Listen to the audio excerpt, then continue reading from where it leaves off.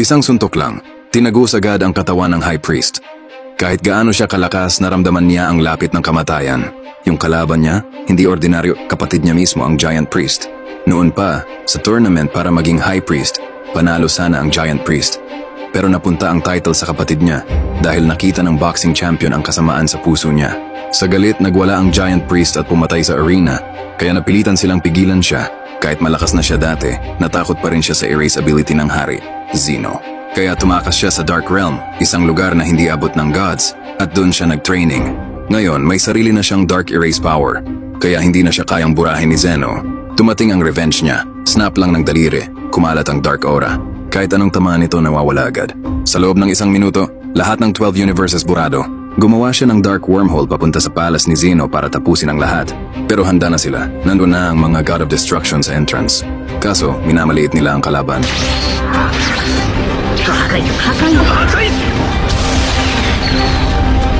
Sunod-sunod na Hakai Blasts ang pinakawalan nila.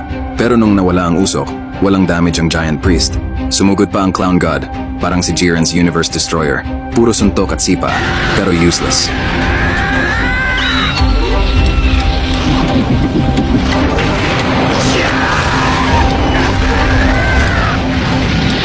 Sa sobrang lakas ng aura niya, may 2 God of Destruction agad na nawasak. Yung iba, hindi pa nakaka-react. Tinutukan na sila ng kamay ng Giant Priest. Isang move lang, ubos lahat ng God of Destruction. Pati si Grand Priest at Zeno nagulat. Diretso siyang pumasok sa palace gamit ang wormhole. Kahit ready si Grand Priest, hindi niya naabot ang bilis. Tinusok agad siya sa tiyan. Yung mga guards ni Zeno, napilitan lumaban. Pero wala rin silang nagawa. Kahit anong suntok nila, parang wala lang sa Giant Priest. Hindi man lang siya gumagalaw.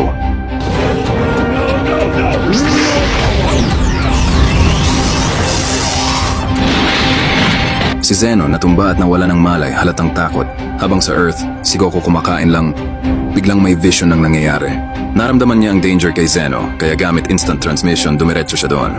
Pagdating niya, nagulat siya. Hawak ni Giant Priest si Zeno sa isang kamay. Mabilis na nag-explain si Zeno. Immune na ang Giant Priest sa erase ability niya.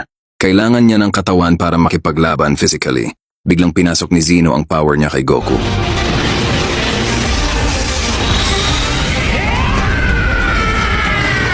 Napuno ng purple aura si Goku. Fusion ng power nila ni Zeno. Nag-transform siya sa bagong form, parang Omni King Goku. Pero si Giant Priest, kalmado lang, inaasahan na niya ito.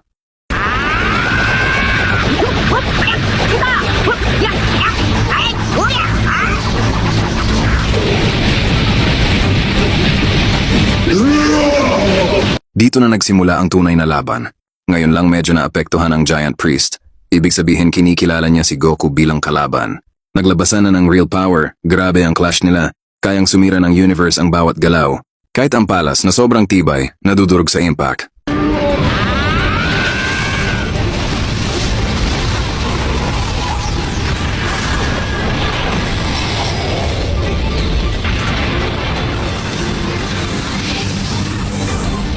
Pantay ang laban, walang nakakaangat. Pero alam ni Goku, hindi kakayanin ang katawan niya ng matagal ang ganitong power. Kaya nag-charge siya ng Kamehameha na may power ni Zeno.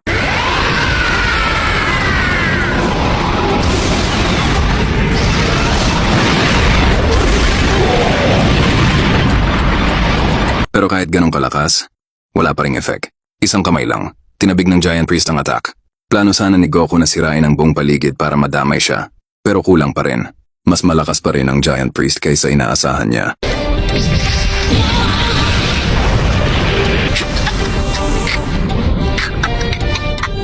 Isang simpleng suntok lang. Grabe agad ang damage kay Goku.